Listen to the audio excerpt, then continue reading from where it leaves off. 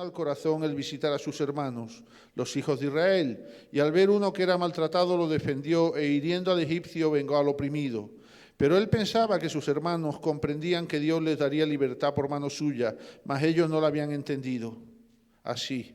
Y al día siguiente se presentó a uno de ellos que reñían y los ponía en paz, diciendo: varones hermanos sois, ¿por qué os maltratáis el uno al otro? Entonces el que maltrataba a su prójimo le rechazó, diciendo: ¿quién te ha puesto por gobernante y juez sobre nosotros? ¿Quieres tú matarme como mataste ayer al egipcio? Al oír esta palabra, Moisés huyó y vivió como extranjero en tierra de Madián, donde engendró 2 hijos. Pasados 40 años, un ángel se le apareció en el desierto del monte Sinaí, en la llama de fuego de una zarza. Entonces Moisés, mirando, se maravilló de la visión y acercándose para observar, vino a él la voz del Señor. Yo soy el Dios de tus padres, el Dios de Abraham, el Dios de Isaac y el Dios de Jacob. Y Moisés, temblando, no se atrevía a mirar. Y le dijo el Señor: quita el calzado de tus pies, porque el lugar en que estás es tierra santa. Ciertamente he visto la aflicción de mi pueblo que está en Egipto, y he oído su gemido, y he descendido para librarlos. Ahora pues ven, te enviaré a Egipto. A este Moisés, a quien habían rechazado diciendo: ¿quién te ha puesto por gobernante y juez? A este lo envió Dios como gobernante y libertador por mano del ángel que se le apareció en la zarza.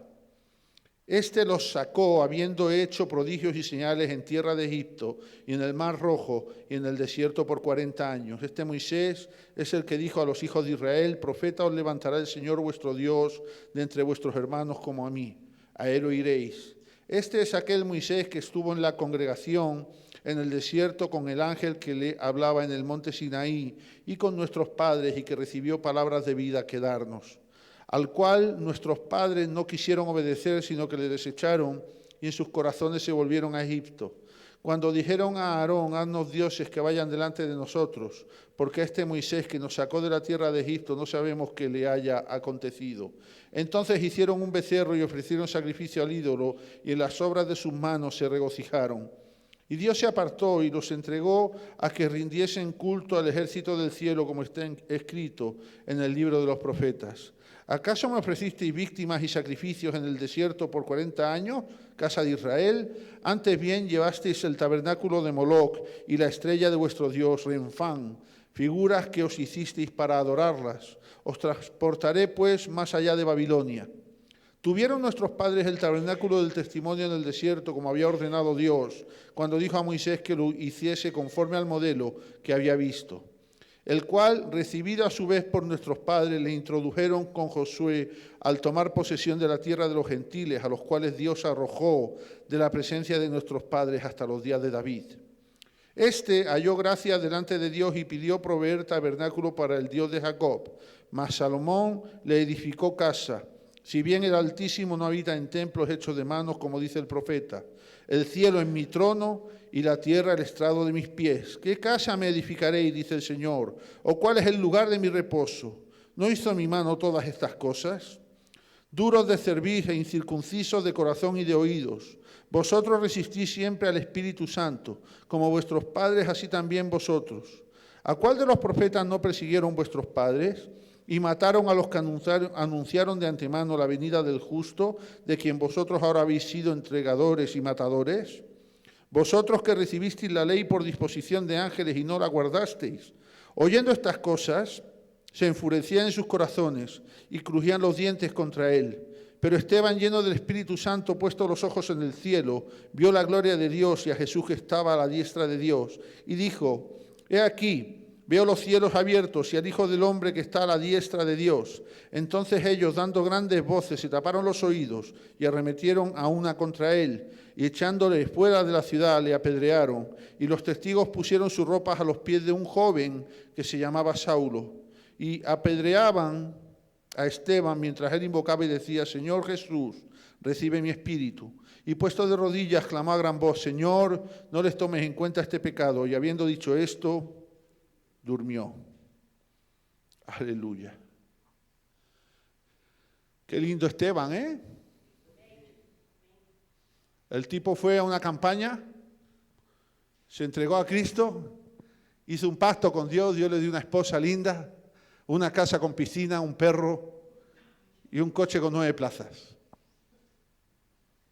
Está bien que en este tiempo se ame a Dios por las cosas y no por Dios. El tipo era diácono, no era pastor. Él había sido uno de los 7 que habían sido elegidos para servir a las viudas y a los huérfanos de los primeros cristianos que no eran judíos, sino que eran griegos, en aquella disputa que había surgido, donde decían, es que le sirven más a las viudas judías que a las viudas griegas, a los huérfanos judíos que a los huérfanos griegos. ¿Qué hacemos? Entonces escogieron diáconos griegos. Esteban era griego. De hecho, su nombre es griego. Y siendo diácono, fíjate qué tremenda cultura él tenía. Él en un discurso que duró, pues lo que he tardado yo en leerlo, aproximadamente 5 o 6 minutos, resumió toda la historia de la iglesia, no de la iglesia, sino del pueblo de Israel hasta ese tiempo en que estaba naciendo la iglesia. Por eso usted y yo tenemos que aprender estas cosas, porque quizá algún día le tengamos que dar el discurso a alguien. Él era un hombre que tenía conocimiento, pero al mismo tiempo estaba lleno del Espíritu Santo. Y es algo que todos los cristianos tenemos que aspirar. Todos tenemos que aspirar a estar llenos del Espíritu Santo, pero también tenemos que aspirar a conocer la palabra. Por eso la palabra hay que leerla, hay que escudriñarla, hay que venir a la escuela bíblica. Si puedes hacer un seminario, gloria a Dios. Amén. Pero hay que aprender la palabra. Tenemos que llenarnos de la palabra. Porque la palabra es la que va a traer sabiduría y es la que va a traer llenura del Espíritu Santo. Amén. Ya no podemos creer en ese evangelio del misticismo, el evangelio mágico. Hay quienes solo creen en el evangelio mágico, en el evangelio del milagro, en el evangelio de la magia, en el evangelio del ignorante. Por siglos los cristianos han sido tachados de ignorantes. Y es verdad que a lo largo de la historia ha habido cristianos ignorantes, como por ejemplo los católicos, a los que no se les ha dejado leer la Biblia ni se les ha animado a leer la Biblia, sino que iban a misa, escuchaban una porción conforme el cura se las quisiera contar, y luego escuchaban la homilía, escuchaban el sermón conforme el cura, conforme la doctrina de la Iglesia Católica quisiera contársela. Y luego están los cristianos, por ejemplo, del centro de Europa, los cristianos occidentales, los cristianos alemanes, los cristianos del norte de Europa, los finlandeses, los noruegos, los suecos, esa gente que como tenían que leer la Biblia, tenían que aprender a leer para poder leer la Biblia. Entonces siempre fueron gente más culta y siempre fueron gente tecnológicamente más avanzada y gente que en las ciencias han llegado más lejos. Usted mire la lista de premios Nobel de ciencia de la historia. A ver cuántos españoles hay. Parece que está Severo Ochoa y ¿quién más? Rosa, tú que sabes más de esto que yo. Severo Ochoa y no sé si alguno más. Entonces, pues, esta es la cosa. Qué bonito, me gusta ver Esteban, que era un joven, él era un joven. Él no era un tipo ni siquiera maduro, no era un tipo mayor. Este era un Ángel Morel, quizá más joven todavía. Probablemente tenía 20, 22 años Esteban. Y ya fíjate qué amor, qué llenura. Y el hecho de que él había conocido a Cristo, se había convertido a Cristo y era diácono, uno de los primeros diáconos, de los 7 diáconos de la iglesia primitiva, él no desconocía la historia antigua. Porque hay muchos que dicen eso. No, nosotros vivimos bajo el periodo de la gracia y a mí lo único que me interesa es Cristo. Eso es un error, porque el Antiguo Testamento es la sombra del Nuevo Testamento. Tenemos que conocer. Y aquí Esteban le está diciendo a esta gente, durante toda la historia habéis maltratado a los profetas. Esa es la conclusión de este pasaje. Les está diciendo, habéis maltratado a Abraham, habéis maltratado a Jacob, a Isaac, maltrataste a Moisés, maltrataste a José. Siempre que Dios envió a alguien a hablar de su parte al pueblo fue maltratado. Y eso es lo que les está diciendo. No desconoce la historia. Dice, esto es lo que está pasando ahora. Dice que cuando estos vieron y escucharon lo que Esteban dijo, lo apedrearon y lo mataron. Esa es la respuesta de la religión a la fe. Esa es la respuesta de la religión a lo que Dios nos habla. Y a veces nosotros tenemos la tentación de apedrear. A veces nosotros escuchamos algo de parte de Dios y tenemos la tentación de apedrearlo. Aleluya. Pero ¿por qué también te leí este pasaje? Porque a partir de que Esteban fue lapidado, fue cuando se produjo el movimiento en la iglesia primitiva que salió de Jerusalén huyendo de este martirio, y entonces a todo lugar donde llegaron los que huyeron comenzaron a predicar el evangelio. Y es ahí donde se produjo la primera expansión de la iglesia primitiva. A raíz de este hecho de Esteban, se movió la tierra debajo de los pies de la iglesia en Jerusalén. Y muchos por temor y por miedo salieron huyendo. Y allí donde llegaron comenzaron a predicar. Fíjate que para la salvación tuvo que haber una muerte, ¿no? La de Cristo, con su resurrección posterior. Pero para la misión también tuvo que haber una muerte. Para que naciera el movimiento misionero tuvo que haber una muerte. Y Esteban, que tuvo un ministerio, creo que llevaba 2 semanas, quizá menos, sirviendo las mesas, y el primer sermón que da y se lo cargan. Porque esos son los propósitos de Dios. Pero fíjate qué tremendo efecto tuvo ese sermón. Provocó que todos aquellos salieran a predicar el evangelio a otros lugares. Y a partir de aquí fue que el cristianismo se difundió con mucha rapidez desde el principio. Apenas 20 años después se había evangelizado todo el mundo conocido. En poco tiempo se extendió por Palestina, por Siria, por Asia Menor, por Chipre, por Grecia, por Egipto y llegó hasta Roma, hasta la capital del imperio en ese tiempo. Salvo los lugares que fueron visitados por Pablo y donde Pablo fue, predicó y levantó obras, levantó iglesias, no tenemos demasiada información ni sabemos a ciencia cierta quiénes fueron los que llevaron el evangelio a esos otros lugares donde Pablo nos lo llevó. Los primeros misioneros oficializados por la iglesia fueron Pablo y sus colaboradores, especialmente Bernabé. Y ellos iban, predicaban, fundaban comunidades y marchaban a otros lugares en busca de nuevas fundaciones. Una de las razones de esa celeridad en la expansión del evangelio era el anhelo por alcanzar con cierta prisa a aquellos que no habían conocido a Cristo. ¿Por qué? Porque en ese tiempo, en la iglesia, tenían la certeza de que Cristo venía ya, de que Cristo venía pronto. Entonces, como Cristo venía pronto, ellos consideraban que tenían poco tiempo para predicar el evangelio a los que no conocían el evangelio. Entonces ellos se daban prisa, llegaban a un lugar, se ponían en un lugar, iban a la sinagoga o donde fuera, comenzaban a predicar, de repente se convertían 2, 3, 4, 7 personas, juntaban a esas personas, las comenzaban a discipular, seguían predicando, seguían añadiéndose los que Dios añadía a la iglesia, levantaban un grupo y cuando estaban un tiempo y discipulaban, oraban para que el Señor señalara a la persona, al obrero que se iba a quedar al cargo de esa casa, de esa congregación. Y cuando el Señor revelaba, esa persona era ungida y se quedaba al cargo de esa congregación y ellos salían para otro lugar.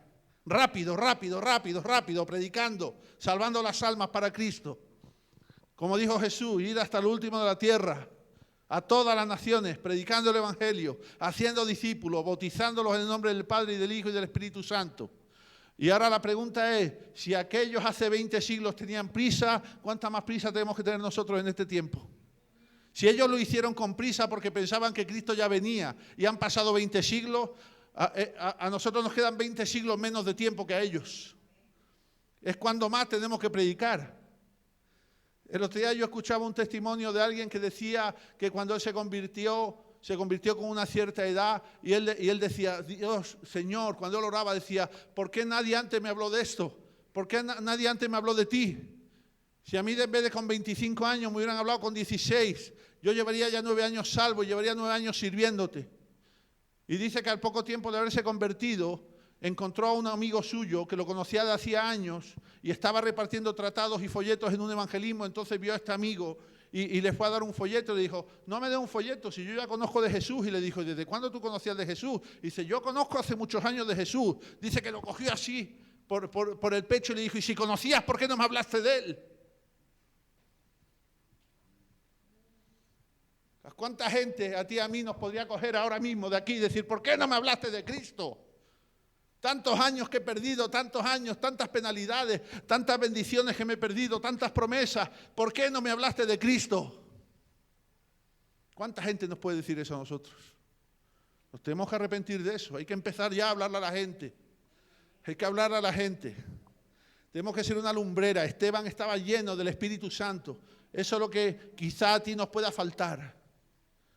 Pero Esteban era un hombre de oración, era un hombre de ayuno, era un hombre entregado, era un hombre consagrado. Cuando tú y yo seamos así, estaremos llenos de tal manera que luciremos por nosotros mismos la luz de Cristo.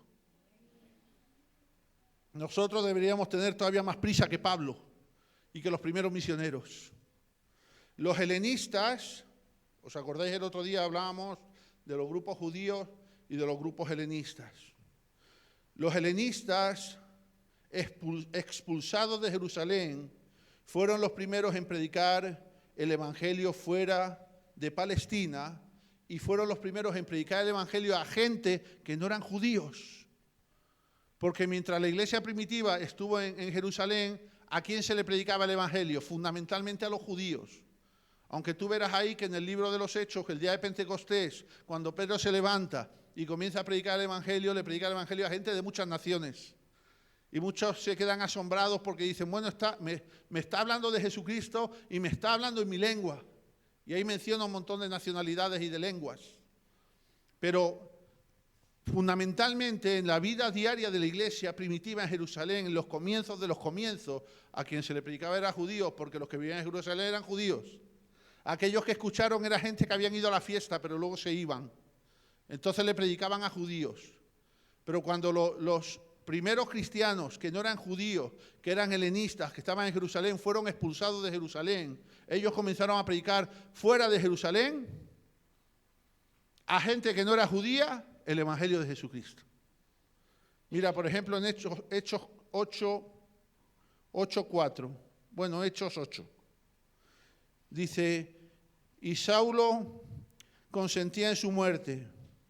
Dice, en aquel día hubo una gran persecución contra la iglesia que estaba en Jerusalén, y todos fueron esparcidos por las tierras de Judea y de Samaria, salvo los apóstoles que se quedaron en Jerusalén.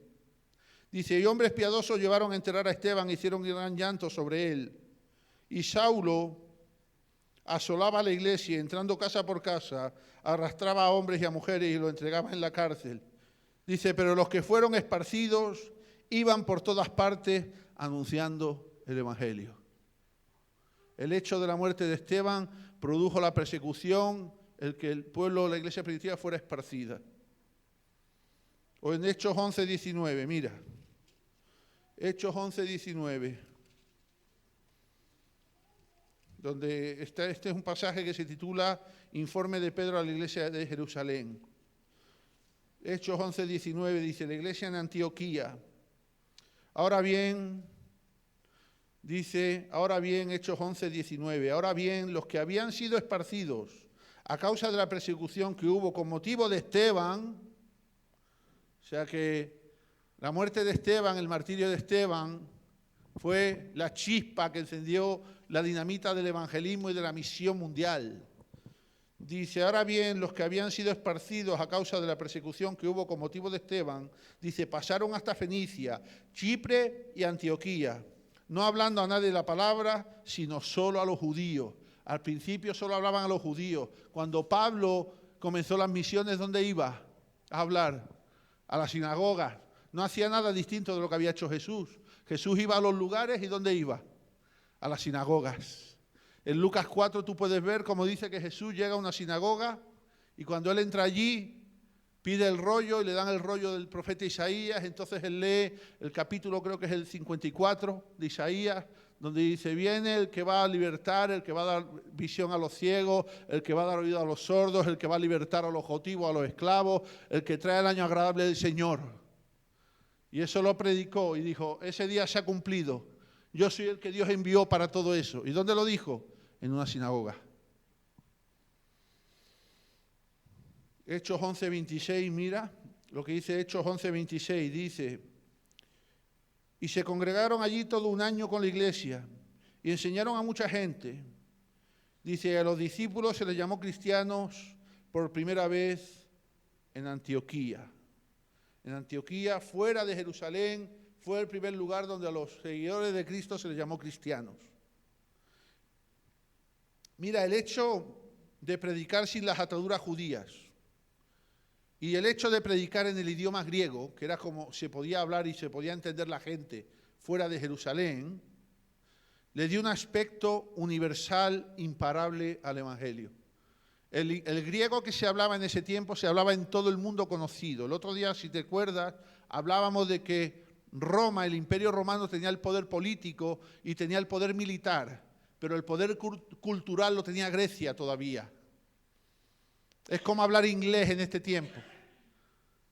En este tiempo el que no habla inglés está un poco perdido ya.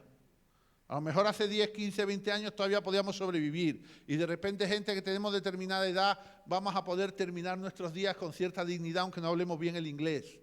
Pero toda esta generación de nuestros hijos y de nuestros nietos y de nuestros jóvenes ya tienen que hablar inglés, no nos queda otra. Así que hay que aprender inglés. Y si te coge mayor pero tienes tiempo, apréndelo también. Porque de repente vas a poder escuchar predicaciones de predicadores americanos o gente que habla en inglés que te van a bendecir mucho. Y te vas a quitar de la cara de leer los subtítulos. Yo a veces me tengo que poner los subtítulos porque no alcanzo a comprender la esencia de lo que están hablando y me pongo los subtítulos ahí para... Entonces estoy leyendo todo el rato. Si puedes aprender inglés, aprende inglés. En ese tiempo el idioma universal era el griego. Y además era un griego que se llamaba el griego koiné. Koiné significa común. Era un griego corriente. Era como si todos hablaran en inglés, pero como los indios. O sea, no era un inglés depurado gramaticalmente. Era un inglés que todo el mundo, o sea, era un griego que todo el mundo podía entender. Entonces el hecho de que los que salieron de Jerusalén, de las ataduras de la ley judía, porque recuerda que el otro día hablábamos que aún la iglesia primitiva todavía estaba un poco atada por las normas judías. ¿Cuáles eran? La circuncisión, ir al templo, llevar al niño a los 8 días, dedicarlo cuando nacía, etcétera, etcétera, etcétera, tantas cosas. Cuando ellos salieron de ese ámbito de influencia judía, salieron al exterior y pudieron predicar con libertad el Evangelio de Jesucristo en el idioma que todo el mundo podía comprender, se produjo la universalización del mensaje del Evangelio. Y por eso hubo tantas conversiones, tantas congregaciones que se levantaron y tantos lugares que recibieron esa bendición. Desde ese momento se produjo la separación de la religión judía y de la religión cristiana. Fue en ese momento donde ya se podía distinguir. Acuérdate que en los primeros momentos de la iglesia primitiva, las comunidades cristianas primitivas eran admitidas como grupo dentro del judaísmo. ¿Te acuerdas que decíamos eso? Pero a partir de este momento lo que ocurrió fue que ya se distinguía lo que era la religión judía de la fe cristiana.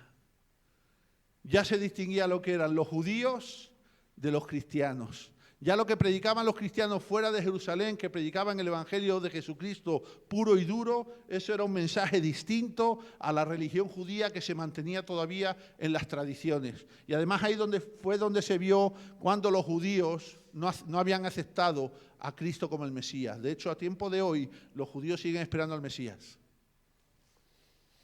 Es curioso ver cómo la expansión del cristianismo abarca 3 aspectos. La expansión del cristianismo abarca 3 aspectos. En primer lugar, el aspecto geográfico. ¿Hasta dónde alcanzó en la geografía la expansión del cristianismo? Fíjate que sin contar con otros misioneros y solo centrándonos en Pablo, Pablo predicó desde Jerusalén, predicó en todo Asia Menor, hasta lo que entonces se llamaba Iliria, que es lo que hemos conocido hasta hace 20 años como Yugoslavia, que ya no existe. También llegó hasta Roma, eso sabemos que llegó hasta Roma, y le faltó visitar España. Qué tremendo que hace 2000 años ya se hablaba de España como España. Y algunos hoy dicen que España no es España, que se quieren ir porque no son España. Bueno, es otra cosa y no vamos a entrar. Mira, Romanos 15, 28. Ven conmigo, Romanos 15, 28. Antes de ir a Roma, él ya dice que quiere ir a España. Dice, así que cuando haya concluido esto y les haya entregado este fruto, pasaré entre vosotros rumbo, ¿a dónde? A España. Rumbo a España, amén, aleluya, rumbo a España. Hay un segundo aspecto de la expansión de la iglesia. Hemos visto el geográfico, pero también vemos el teológico. Ya lo hemos mencionado antes de pasada. Ya vemos cómo existe una distinción, primero entre la religión judía y la fe cristiana, y también vamos a ver cómo dentro de la fe cristiana hay un evangelio hebreo y hay un evangelio griego o helenístico. Porque si os acordáis, hubo un momento donde Pedro y Pablo se reúnen y montan el primer concilio, ¿os acordáis? Y entonces Pablo le echa la bronca a Pedro y le dice, bueno, vamos a ver, tú que no vives como un judío, ¿por qué quieres que los cristianos nuevos vivan como los judíos? ¿Por qué quieres que los que se convierten a Cristo se sigan circuncidando y sigan yendo al templo? O sea, tú no vives así y eres el apóstol y quieres que los que se convierten, para no tener peleas con los judíos, sigan yendo al templo, sigan cumpliendo las tradiciones y los ritos judíos, sigan circuncidando a los niños cuando nacen. Y le echa tremenda bronca a Pablo a Pedro. Resumiendo un poco, ¿no? Resumiendo la bronca. Entonces, de resultas de ese conflicto, de ese concilio donde Pablo le echa la bronca a Pedro, llegan a un acuerdo, que es que ahora va a haber cristianos judíos y va a haber cristianos helenos. Quiere decirse que los cristianos que sean de Jerusalén, que siendo cristianos, habiendo recibido a Cristo, habiendo creído en el Señor, quieran circuncidar a sus hijos, que lo hagan. Y quieran seguir yendo al templo, que lo hagan. Pero no confundiéndolos con los judíos que no creían en Cristo, sino los cristianos judíos. Los que querían ser cristianos, habían recibido a Cristo, habían creído en su nombre, habían creído en su obra de remisión de pecados en la cruz, pero aún así entendían que tenían que seguir circuncidando a sus hijos, que lo hicieran. Sin embargo, a los cristianos nacidos fuera, helenistas, griegos, todos los de fuera de Jerusalén, se les dijo, ustedes no tienen obligación de circuncidar a los hijos. Entonces llegaron a una especie de acuerdo. Llegaron a un acuerdo de decir, ahora estos son cristianos judíos y estos son cristianos helenos. Así que ahí hubo una perspectiva también donde se produjo una ruptura en la expansión del Evangelio. Y hay un tercer aspecto en la expansión del Evangelio, que es el aspecto sociológico. Hemos visto cómo se expandió geográficamente, hemos visto cómo se distinguió teológicamente, pero también hay un aspecto sociológico que tiene que ver con el impacto del Evangelio en la sociedad. Porque tradicionalmente se ha pensado que el Evangelio solo ha sido para los pobres. Pero vemos que en la iglesia primitiva, en los comienzos de la iglesia primitiva, no solo se convertía gente humilde, sino que también se convertían cristianos pertenecientes a estratos sociales elevados y de notable prestigio social. Y tenemos algunos ejemplos aquí en el libro de los Hechos. Por ejemplo, en 1 Corintios 1:26.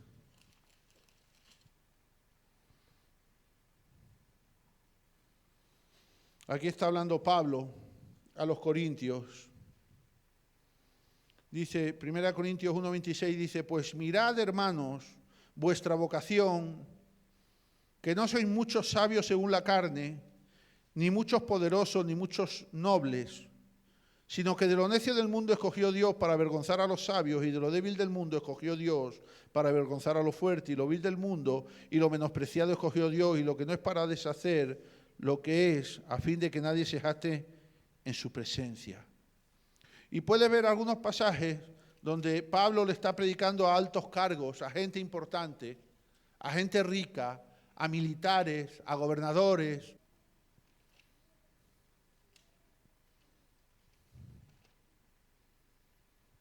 Vamos a ver otro apartado ahora,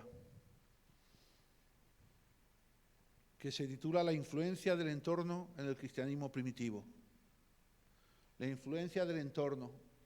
La iglesia primitiva nació en un entorno ya establecido y había muchas cosas a su alrededor que trataban de influir en el nacimiento de la iglesia.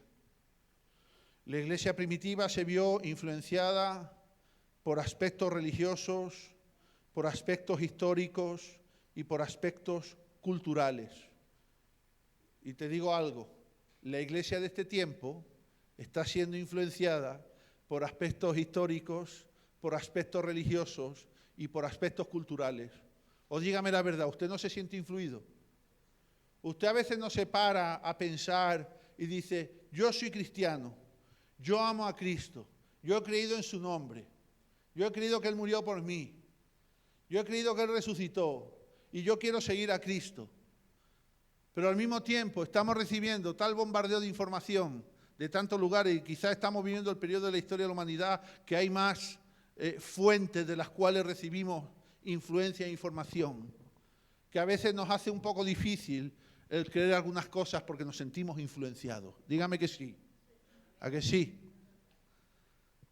Qué difícil es que usted y yo defendamos que el matrimonio homosexual no agrada a Dios en este tiempo. ¿A que sí? Porque hay tantas influencias que nos están diciendo que por qué no, y que por qué no, y que por qué no. Y ya la influencia está llegando hasta el aspecto legal. Es decir, uno casi no puede hablar de esto porque lo pueden meter hasta en prisión. Ya se está utilizando hasta la amenaza legal.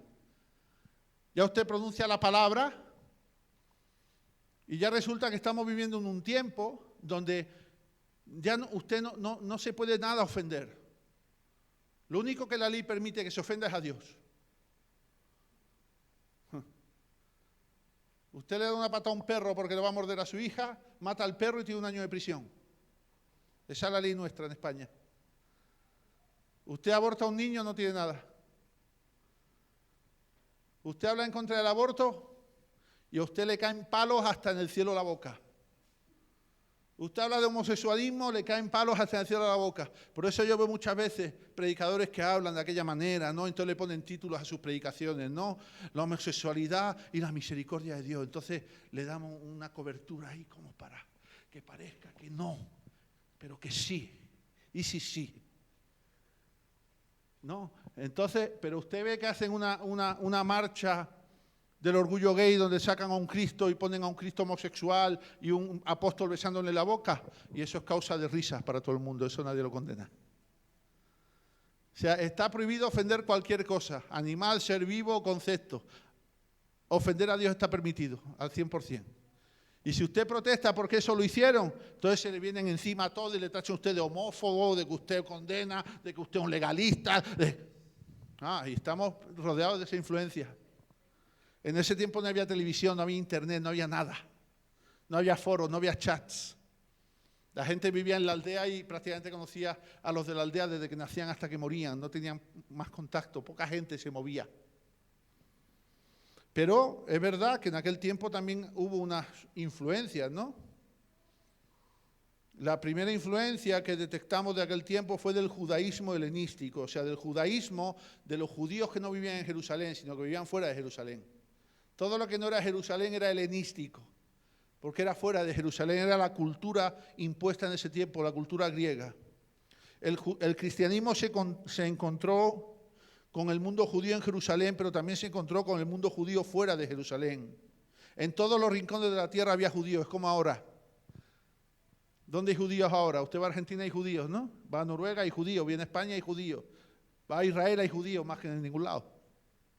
Pero hay judíos en todos los lados. Entonces los cristianos de ese tiempo igual, iban a cada lugar y había sinagogas y comunidades judías en cada lugar. Entonces llegaban los misioneros cristianos de la iglesia primitiva, llegaban allí y tenían que predicar allí el evangelio, pero allí se encontraban ¿con qué? Con la oposición de los judíos de aquel lugar. Que a su vez estaban influenciados por las culturas y por las costumbres del lugar donde ellos estaban y que llevaban allí por siglos. Y tenían que enfrentarse a esa influencia. Se levantaban iglesias cerca de las sinagogas y eso al principio generó un sentimiento de solidaridad y ayuda mutua. Las sinagogas se ayudaban con las iglesias con las sinagogas, que eran las iglesias de los judíos. Pero también eso despertaba conflictos y despertaba polémicas. El origen de los judíos y de los cristianos era el mismo. Y en esa manera ellos se podían defender frente al mundo con los mismos argumentos, porque el Dios de judíos y el Dios de los cristianos es el mismo Dios. Y cuando recibían un ataque de alguien que negaba ese Dios, ellos se podían defender juntos. Pero sus diferencias ideológicas los enfrentaban. ¿Cómo podía ser que un cristiano misionero en un lugar fuera de Jerusalén, que levantaba una iglesia fuera de Jerusalén, al lado de una sinagoga, tenía un hijo y cuando no lo circuncidaba, ¿qué pasaba? Pues venían los judíos rápidamente. Oye, hay que circuncidar al niño. Porque vosotros sois judíos, ¿no? ¿De dónde venís vosotros? De Jerusalén. ¿Quién es nuestro Dios? El mismo Dios. Hay que circuncidar al niño. Entonces ya había enfrentamientos y fricciones. ¿Qué pasa en este tiempo? Cuando usted es cristiano y su familia es católica. Nace el niño y ¿cuál es la primera exigencia de la suegra? Oye, ¿cuándo va a bautizar al niño? Antiguamente decían, es que como no lo bautice y se muera o le pase algo, se va al limbo ahí. O decía, es que si no lo bautiza es un moro. Eso decían en mi tiempo. Los niños no se bautizaban, eran moros. Pues cuando se bautizaban, pues eran moros. Nada más había alternativa, ser católico o ser moro. Lo demás no existía. Entonces, si no se bautizaba, eran moros. Y usted se va a enfrentar a eso. Oiga, ¿qué has tenido el niño? El niño ya tiene 22 años, ¿cuándo lo va a bautizar? Al moro este, encima sale con los pelos rizados, no te digo nada. Así que se tenían que enfrentar. Mira, los cristianos utilizaban los argumentos tradicionales de los judíos para enfrentarse a los ataques de las religiones paganas. Fíjate que cuando hemos leído Esteban, ¿qué ha hecho? Recoger la historia del pueblo de Israel desde Abraham, es decir, desde Génesis 12, porque él comienza hablando de cuando Dios le habla a Abraham, que todavía no era Abraham, y le dice, sal de tu tierra, sal de tu parentela, a la tierra que yo te voy a dar a conocer, y entonces desde ahí cuenta toda la historia. ¿Qué hace Esteban? Expone un argumentario que le pertenece tradicionalmente a los judíos, aunque él ya es cristiano, él ya ha recibido a Cristo, Cristo ya no está, Cristo murió, resucitó y la iglesia está naciendo. Pero Esteban, en el discurso de defensa de su fe, arrastra desde Abraham. Eso es lo que hacían los cristianos que estaban fuera de Jerusalén, cuando se enfrentaban a los paganos, a las religiones paganas. Los cristianos utilizaron las estructuras filosóficas griegas también para organizar la teología cristiana primitiva. Esto es curioso. Ellos eran cristianos, pero aprendieron de los filósofos griegos cómo armar y organizar un discurso ordenado, desde lo genérico hasta lo específico, desde lo más hasta lo menos, desde la extensión hasta el detalle, para explicar y predicar su propia fe. ¿Qué dice el apóstol Pablo? Examinarlo todo, retener lo bueno. Ellos cogieron lo bueno de la filosofía griega, la manera en que los griegos discursaban, la manera en que los griegos planteaban sus argumentos. Los judíos helenísticos tomaron esa estructura para poder hacerla suya. De hecho, el apóstol Pablo tuvo esa inteligencia siempre. Él dijo, yo le predico al griego como griego, al judío como judío, le predico a cada cual como cada cual puede entender. ¿No dice eso? Dice eso.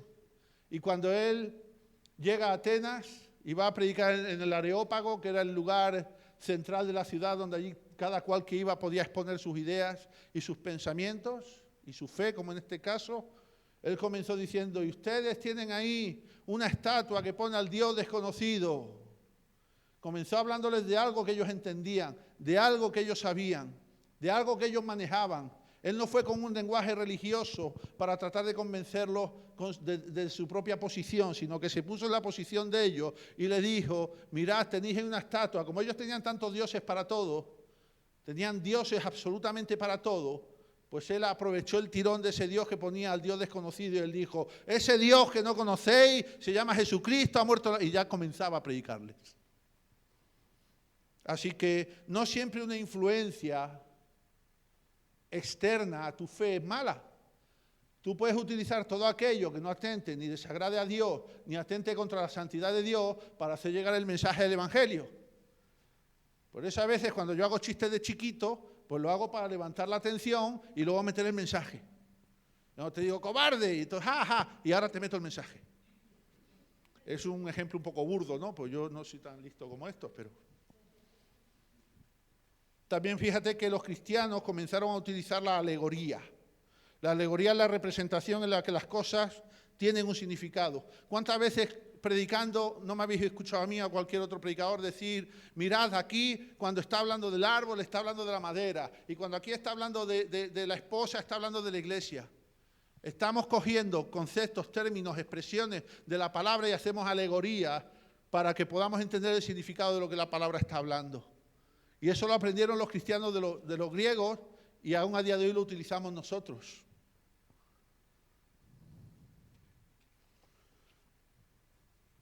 Hay una segunda influencia que ellos recibieron, pero lo vamos a dejar aquí porque es muy extenso y no lo voy a terminar, entonces prefiero dejarlo para la semana que viene y que nos tomemos un café y que estemos un rato juntos.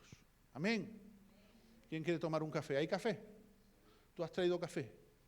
Amén. Pregunta, ¿está resultando muy rollo este estudio? ¿Eh? ¿Cómo rápido? No entiendo. ¿Que vaya más despacio?